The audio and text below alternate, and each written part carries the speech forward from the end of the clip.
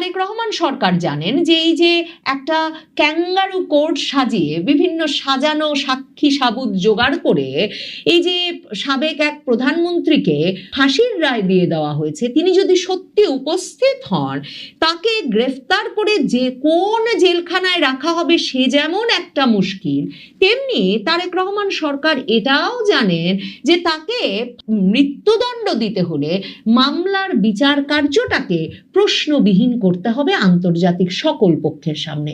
কাজেই বিএনপি কিছুতেই শেখ হাসিনা সত্যি ফিরছেন এবং এ ঘোষণা বারবার দিয়ে যাচ্ছেন সে ব্যাপারটা হজম করতে পারছে না। দেশের ক্ষমতাসীন দল বিএনপির নেতৃবৃন্দ আওয়ামী লীগ সম্পর্কে বেশ বড় বড় হুঙ্কার ছাড়া শুরু করেছেন। মানে আওয়ামী লীগকে চিরতরে নিষিদ্ধ করে দিবেন, বিচারের মুখোমুখি করবেন, আওয়ামী লীগের দাফন হয়ে গেছে, শেখ হাসিনা কোনোদিন ফিরতে পারবেন না, শেখ হাসিনা মুখ দেখাতে পারছেন না লজ্জায়, এ ধরনের নানা কথা যে তারা বলছেন তাতে স্পষ্ট যে মে মাসে শেখ হাসিনা ওই যে মাথা উঁচু করে শিগগিরই দেশে ফিরবো বলার পর থেকে তাদের ভেতরে যে আতঙ্ক দানা বেঁধে উঠেছে, এই আতঙ্ক প্রতিনিয়ত শেখ হাসিনা তার নেতাকর্মীদের সঙ্গে কথায় যে নিয়মিতভাবে বলছেন তিনি আসছেন এবং আন্তর্জাতিক সংবাদ মাধ্যমের সঙ্গে সর্বসাম্প্রতিক সাক্ষাৎকারে যে তিনি বলে দিয়েছেন যে তিনি এবছরের মধ্যেই দেশে ফিরছেন এবং সেটা আবার বারবার নেতাকর্মীদের বলছেন যে সরকার জেলখানা প্রস্তুত করুক, ফাঁসির মঞ্চ প্রস্তুত করুক, আমি তো আসছি এবছরের মধ্যেই, তাতে এদের হৃৎকম্প আরো বেড়ে গেছে। এই যে বিএনপির সালাউদ্দিন আহমেদ স্বরাষ্ট্রমন্ত্রী কিংবা গতকালকেই প্রধানমন্ত্রীর অত্যন্ত ঘনিষ্ঠজন, প্রধানমন্ত্রীর তথ্য উপদেষ্টা ডাক্তার জাহেদ যে শেখ হাসিনা সম্পর্কে মন্তব্য করে বসলেন, মানে এতে একটা জিনিস প্রমাণ হয় যে এদের ভেতরে এই ভয় নাই বলে নিজেদেরকেই সান্ত্বনা দেওয়ার যে একটা জরুরত সেটা ক্রমাগতভাবে বাড়ছে। কারণ এই দলটি সবচেয়ে ভালো জানে যে কোনো দলকে, আওয়ামী লীগের মতো দলকে দাফন করে দেওয়া এত সহজ নয়। প্রথমে সালাউদ্দিন আহমেদ জুলাই স্মরণে বিএনপি যে আলাদা করে একটা স্মরণ সভা করেছে, যে স্মরণ সভা থেকে সালাউদ্দিন আহমেদ ঘোষণা দিয়েছেন যে তার নেতা নির্বাসনে ছিলেন বলেই, মানে লন্ডনে ছিলেন বলেই, আর তিনি ভারতের শিলংয়ে নির্বাসনে ছিলেন বলেই আল্লাহর কি মহিমা, তারা শেখ হাসিনা সরকারের পতন 2024 আগস্টে ঘটাতে পেরেছেন। এখন শেখ হাসিনাও তো নির্বাসনে আছেন, শেখ হাসিনাও আছেন ভারতের দিল্লিতে। এখন সালাউদ্দিন আহমেদের মতো নেতা যদি শিলংয়ে নির্বাসনে থেকে 9 বছর শেখ হাসিনা সরকারের পতন ঘটিয়ে ফেলতে পারে, তাহলে শেখ হাসিনা যে ভারতের দিল্লিতে রাষ্ট্রীয় অতিথি হয়ে থেকে আর যা উদ্দেশ্য সে উদ্দেশ্য সাধনে সকল রকম যোগাযোগ আর সংযোগ স্থাপন করতে পারছেন তা তো একরকম নিশ্চিতভাবেই বলা যায়। মানে তারেক রহমান লন্ডনে, তিনি ছিলেন শিলংয়ে, কিন্তু লন্ডনেও দাফন হয়নি, শিলংয়েও দাফন হয়নি, বরং নাকি নির্বাসনে থাকায় মানে তাদের দল এমন পর্যায়ে এই এক দফা এক দাবির আন্দোলনটাকে নিয়ে যেতে পেরেছিল, এটাই ঐতিহাসিক বয়ান হিসেবে জুলাইয়ের উপস্থাপন করেছেন সালাউদ্দিন আহমেদ প্রধানমন্ত্রী তারেক রহমানের উপস্থিতিতে। এবং তিনি বলেছেন 16ই জুলাই লন্ডনে বসে তারেক রহমান ঠিক করে ফেলেছিলেন যে এই আন্দোলনকে এক দফা এক দাবির আন্দোলন ঘোষণা করতে হবে এবং এরপর শিলং আর লন্ডনের মধ্যকার কোঅর্ডিনেশনেই এই আন্দোলনটাকে তারা সফল করেছেন। এবং এই যে ধরেন আওয়ামী লীগের দাফন হয়ে যাওয়া, সালাউদ্দিন আহমেদ জানেন যে এমনকি আওয়ামী লীগের ইতিহাস, বাংলাদেশের ইতিহাস পড়লেও এই দাফন করে ফেলার আওয়ামী লীগের এই যে প্রত্যাশাটা সেটা কতটা গুরুত্বহীন বা কতটা ভিত্তিহীন। কারণ বিএনপির প্রতিষ্ঠাতা প্রেসিডেন্ট জিয়াউর রহমানও কিন্তু ভেবেছিলেন তিনি আওয়ামী লীগের দাফন করে ফেলেছেন, মানে অন্তত শেখ পরিবার মুক্ত করে ফেলেছেন আওয়ামী লীগকে। কারণ বঙ্গবন্ধু হত্যার পর 1975 সালের পর কিন্তু 1981 সাল পর্যন্ত শেখ হাসিনা, শেখ রেহানা, মানে বঙ্গবন্ধু পরিবারের এই দুজন সদস্যই তো একমাত্র জীবিত ছিলেন বিদেশে থাকার কারণে। তারা কেউ দেশে ফিরতে পারেন নাই সরকারের বাধার মুখে। এবং আওয়ামী লীগ দুই নেতৃত্ব নেতৃত্বের ধারার অধীনে নির্বাচনে অংশ নিয়েছিল বটে, কিন্তু প্রেসিডেন্ট জিয়ার বিএনপি সরকারের তখনকার মূল আপত্তিটাই ছিল শেখ পরিবারের সদস্যদের ফিরতে দেওয়ার, মানে শেখ হাসিনা শেখ রেহানা এই দুই কন্যাকে ফিরতে দেওয়ার বিষয়ে। কিন্তু 1981 সালে প্রেসিডেন্ট জিয়াকেই কিন্তু শেখ হাসিনা দেশে ফিরবেন এই বিষয়টা মেনে নিতে হয়েছিল। কারণ অনেকেই বলেন যে এই যে 1980 সালে ইন্দিরা গান্ধীর সঙ্গে প্রেসিডেন্ট জিয়ার যে সাক্ষাৎ ভারতে, এবং যে সাক্ষাতে প্রেসিডেন্ট জিয়া খালেদা জিয়াকেও নিয়ে গিয়েছিলেন, সস্ত্রীক সাক্ষাৎ এবং খুব উষ্ণ অভ্যর্থনা পেয়েছিলেন প্রেসিডেন্ট জিয়া, সে সাক্ষাতেই ইন্দিরা গান্ধী বলে দিয়েছিলেন যে শেখ হাসিনাকে দেশে ফিরতে দিতে হবে, এবং শেখ হাসিনাকে যেহেতু দল তার নেতৃত্বে চাইছে, কাজেই তাকে রাজনৈতিক কর্মকাণ্ড পরিচালনার জন্যই দেশে ফিরতে দিতে হবে। এবং ততদিনে আওয়ামী লীগ প্রস্তুত ছিল। আওয়ামী লীগ তখন দুই ধারা ভেঙে সর্বসম্মতিক্রমে কাউন্সিলে শেখ হাসিনাকে, বঙ্গবন্ধুর কন্যা শেখ হাসিনাকে তাদের সভাপতি হিসেবে নির্বাচন করেন, এবং শেখ হাসিনা দেশে ফিরে আসেন। দেশে ফিরে এসে তিনি আওয়ামী লীগকে ঐক্যবদ্ধ করেন, পুনর্গঠন করেন, সারা দেশ ঘুরে আওয়ামী লীগকে পুনরুজ্জীবিত করে তোলেন। কাজেই তারেক রহমান জানেন, বিএনপির নেতৃবৃন্দ জানেন, এবং রাজনীতি যারা বোঝেন, দেশ জাতি বিভিন্ন দেশের মধ্যকার সম্পর্ক, পররাষ্ট্রনীতি এগুলো যারা বোঝেন, তারা বোঝেন যে এই শেখ হাসিনা দেশে ফিরবেন কি ফিরবেন না, শেখ হাসিনা দেশে ফিরতে পারবেন কিনা, সেটা প্রথমত নির্ভর করে শেখ হাসিনা তার নেতা কর্মীদেরকে যে নির্দেশনা দিয়ে দিয়েছেন যে তিনি 6 মাসের মধ্যে ফিরবেন, এবছরের মধ্যে ফিরবেনই, কাজেই দল যাতে সর্বত প্রস্তুত হয়। এবং দলীয় নেতারা বলছেন শেখ হাসিনা ফিরলে কেউ তো আসলে জনস্রোত ঠেকিয়ে রাখতে পারবে না, কাজেই শেখ হাসিনা সেটা যেমন প্রস্তুত করছেন, তিনি যে ঘোষণা দিয়ে দিয়েছেন আন্তর্জাতিক সংবাদ মাধ্যমে এবছরই ফিরবেন, এবং তারপর মানে new York, Japan, Australia, Canada বিভিন্ন দেশের সংবাদ মাধ্যম যে এটা শিরোনাম করছে যে শেখ হাসিনা বাংলাদেশের সাবেক প্রধানমন্ত্রী, তিনি মৃত্যুদণ্ডের রায় মাথায় নিয়ে দেশে ফেরার ঘোষণা দিয়েছেন। শেখ হাসিনা নিশ্চিতভাবেই একটা পরিস্থিতি অনুকূলে না এনে বা বিভিন্ন শক্তিশালী পক্ষের সঙ্গে আলোচনা ব্যতি রেখে বা পরিস্থিতি আসলে বিবেচনা না করে এমন একটা সিদ্ধান্তের কথা আন্তর্জাতিক সংবাদ মাধ্যমে কিংবা সবচেয়ে গুরুত্বপূর্ণ যেটা তার দলীয় নেতা কর্মী সমর্থকদের উদ্দেশ্যে জানিয়ে দেন নাই। তারেক রহমান সরকার, বিএনপি সরকার সেটাতেই সবচেয়ে উদ্বিগ্ন হয়ে পড়েছে। মানে আওয়ামী লীগ যদি মাঠে চলে আসে, শেখ হাসিনা যদি মাঠে চলে আসে, তাহলে রাজনৈতিকভাবে বিএনপির পক্ষে আওয়ামী লীগের যে দুর্দমনীয় শক্তি তখন হবে, সেটাকে কি মোকাবেলা করা সম্ভব হবে? তারেক রহমান সরকার জানে যে তারা ক্ষমতায় এসেছেন একক সংখ্যাগরিষ্ঠতা পেয়ে বটে, তবে এমন একটা নির্বাচন আয়োজনের মাধ্যমে যে নির্বাচনটাকে ভাগাভাগির নির্বাচন বলা যায়, নিশ্চিতভাবে যে নির্বাচনে তারা আওয়ামী লীগকে নিষেধাজ্ঞার বেড়াজালে আটকে রেখে নির্বাচন থেকে দূরে রেখেছেন, এবং মূলত তারা মিলে মানে জামায়াতে ইসলামী, জাতীয় নাগরিক পার্টি আর বিএনপি মিলে নির্বাচন করেছেন, এবং বিএনপির এক রকমের আনুকূল্যেই জামায়াতে ইসলামী, জাতীয় নাগরিক পার্টিকে একটা সম্মানজনক আসন ছেড়ে দেওয়া গেছে।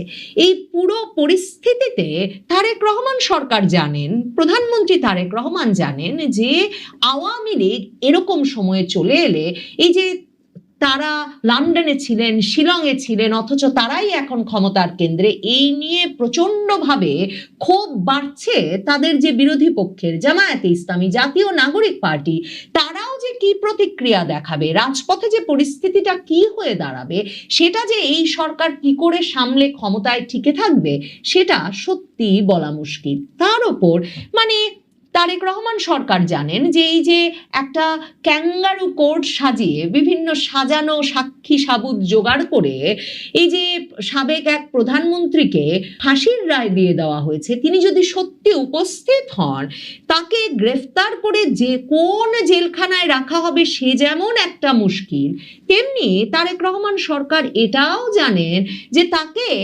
মৃত্যুদণ্ড দিতে হলে মামলার বিচার কার্যটাকে প্রশ্নবিহীন করতে হবে আন্তর্জাতিক সকল পক্ষের সামনে।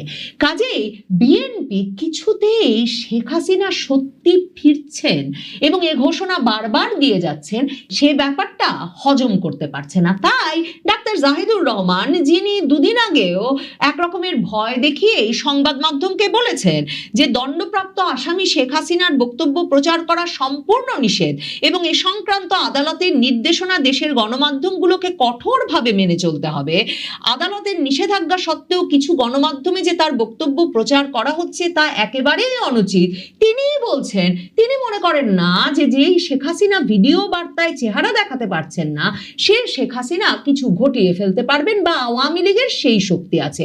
তো শেখ হাসিনার যদি সেই শক্তি নাই থাকে তাহলে তার চেহারা না দেখানো অডিও বার্তা বন্ধ করতে প্রধানমন্ত্রীর ঘনিষ্ঠতম এই সহচর ডাক্তার জাহিদের উদ্বিগ্ন হয়ে কেন বাংলাদেশের গণমাধ্যমকে ভয় দেখাতে হচ্ছে?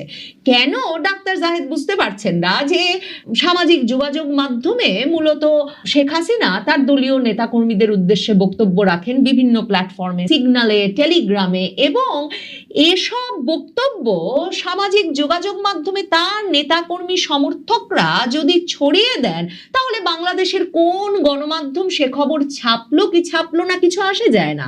শেখ হাসিনা সেই 2025 সাল থেকেই এটা মাথায় রেখেই কিন্তু আন্তর্জাতিক গণমাধ্যমে একের পর এক সাক্ষাৎকার দিচ্ছেন এবং আন্তর্জাতিক গণমাধ্যমগুলো তিনি যেই সংবাদ মাধ্যমে সাক্ষাৎকার দিচ্ছেন সেখান থেকে আবার পিক করে তাদের মতো করে স্টোরি করছে। এমনকি রয়টার্সের মতো বার্তা সংস্থা ঘন ঘন নিয়মিত তার বিষয়ে স্টোরি করছে। কাজেই এসব প্রতিবেদন ঠেকিয়ে রাখার ক্ষমতা তো আর তারেক রহমানের তথ্য উপদেষ্টার নাই। কাজেই তিনি অডিও বার্তায় ঠেকাবেন কি করে, আর শেখ হাসিনার মেইলে দেওয়া সাক্ষাৎকারই বা কিভাবে ঠেকাবেন? সম্প্রতি ১/১১ সরকারের সময় যখন শেখ হাসিনার দেশে ফেরায় বাধা সৃষ্টি করেছিল ১/১১ সরকার এবং শেখ হাসিনা দেশে ফিরেছিলেনই, তখন সেই দিবসটিকে স্মরণ করে একটা আলোচনা সভায় আওয়ামী লীগের নেতৃবৃন্দ, আওয়ামী লীগের কর্মীদের অনেকে শেখ হাসিনাকে যখন ভিডিও কলে আসতে অনুরোধ জানান, তাদের আপাকে দেখতে চান, তখন শেখ হাসিনা তাদেরকে বলেছেন খুব শিগগিরই দেখা হবে, দেশে ফিরলেই দেখা হবে।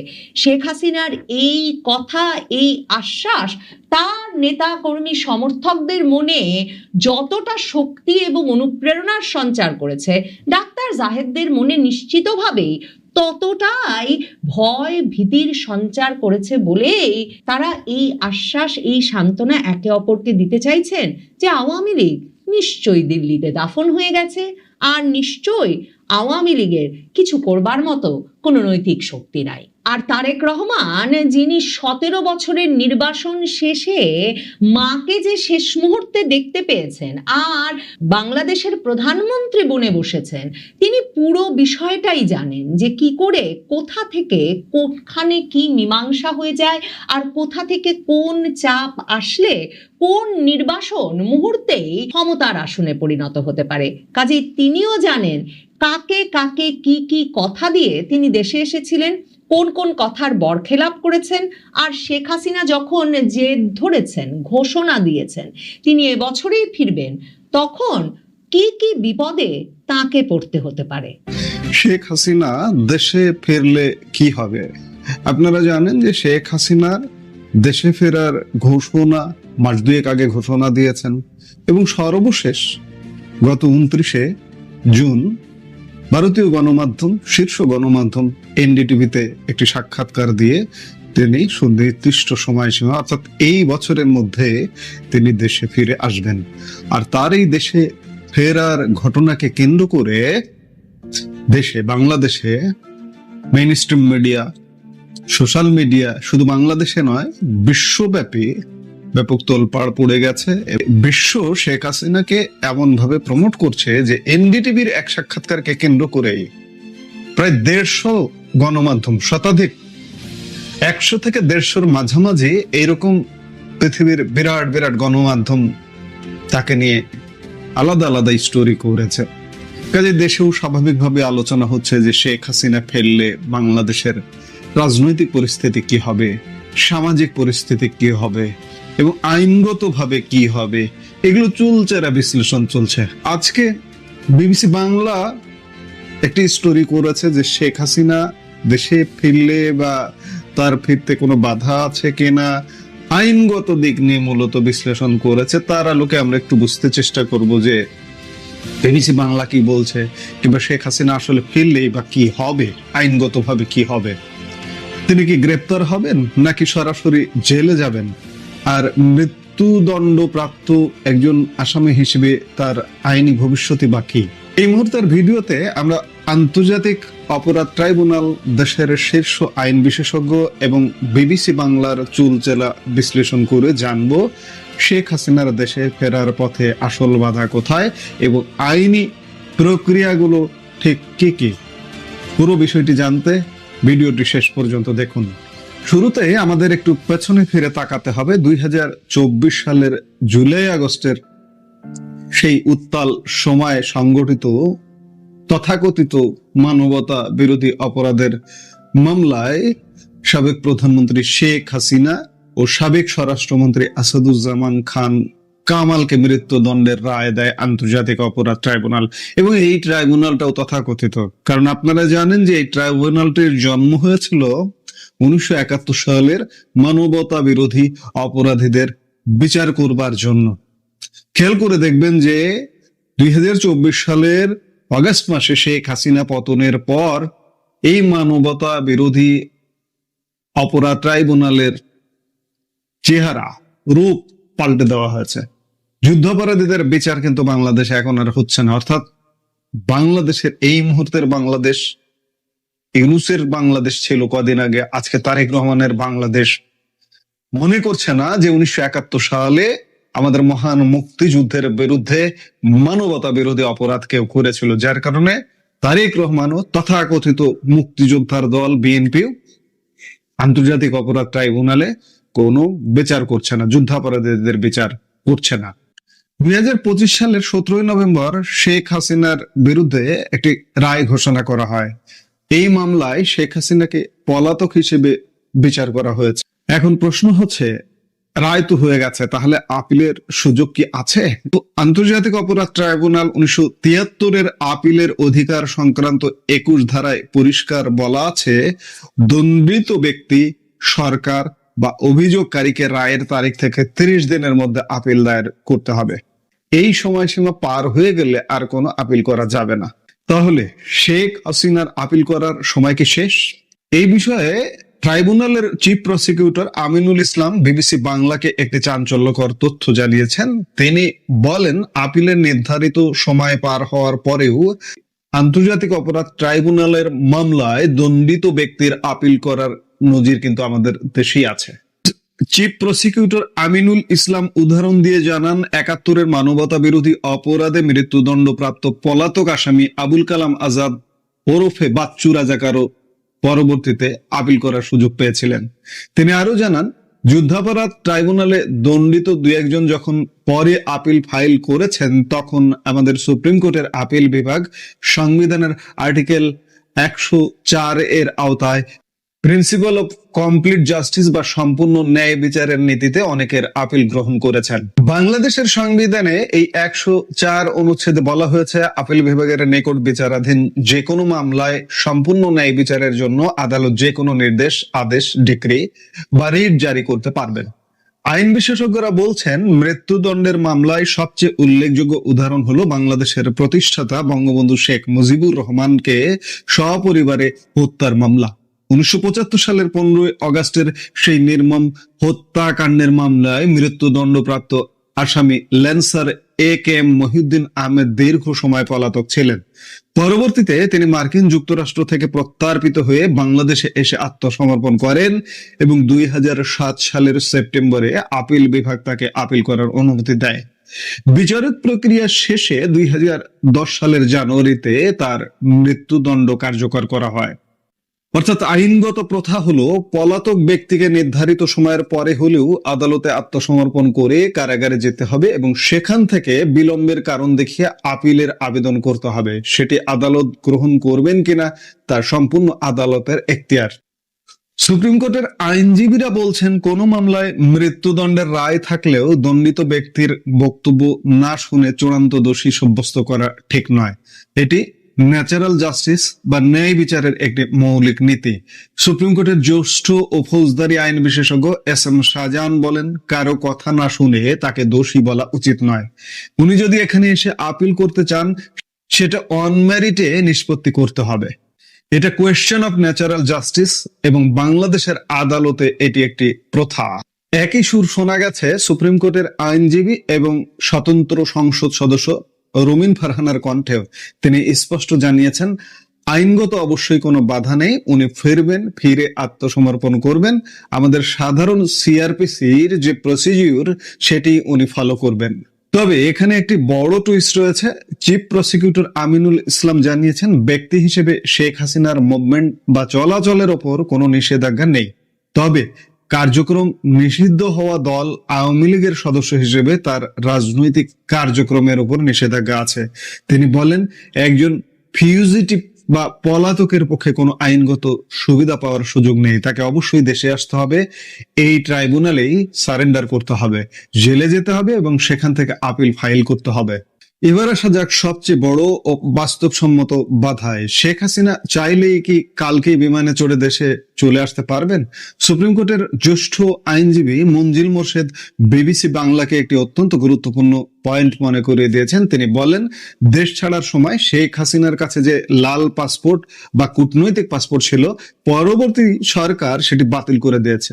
এর অর্থ হলো এই মুহূর্তে শেখ হাসিনার কাছে কোনো বৈধ পাসপোর্ট নেই। তাহলে তিনি ফিরবেন কিভাবে? পাসপোর্ট ছাড়া তো কোনো আন্তর্জাতিক বিমানে চড়া অসম্ভব।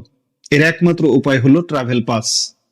মঞ্জিল মোর্শেদ অতীত উদাহরণ টেনে বলেন, বর্তমান স্বরাষ্ট্রমন্ত্রী সালাউদ্দিন আহমদ যখন শেখ হাসিনার আমলে ভারত থেকে ফিরতে চেয়েছিলেন, তখন তিনি ট্রাভেল পাস চেয়েও পাননি। মঞ্জিল মোর্শেদের ভাষায়, সরকার যদি বিরুদ্ধে থাকে তবে সাধারণত ট্রাভেল পাস দেয় না। সরকার যদি ট্রাভেল পাস দেয় তবেই তিনি দেশে আসতে পারবেন। আর দেশে ফেরার ক্ষেত্রে এটি সবচেয়ে বড় বাস্তব বাধা। তবে যদি তিনি ট্রাভেল পাস পেয়ে যান এবং দেশে পা রাখেন, যেহেতু তার বিরুদ্ধে গ্রেপ্তারি পরোয়ানা জারি রয়েছে, তাই বিমানবন্দরে নামার সাথে সাথেই তিনি গ্রেপ্তার হবেন। এরপর নিয়ম অনুযায়ী শেখ হাসিনা আপিল করলে এবং আদালত তা গ্রহণ করলে তার মৃত্যুদণ্ডের রায় স্টে বা স্থগিত হয়ে যাবে। আপিল দেরিতে করার কারণ হিসেবে নিরাপত্তার অভাব বা বিদেশে আটকা থাকার মতো যুক্তিগুলো আদালত বিবেচনা করতে পারে।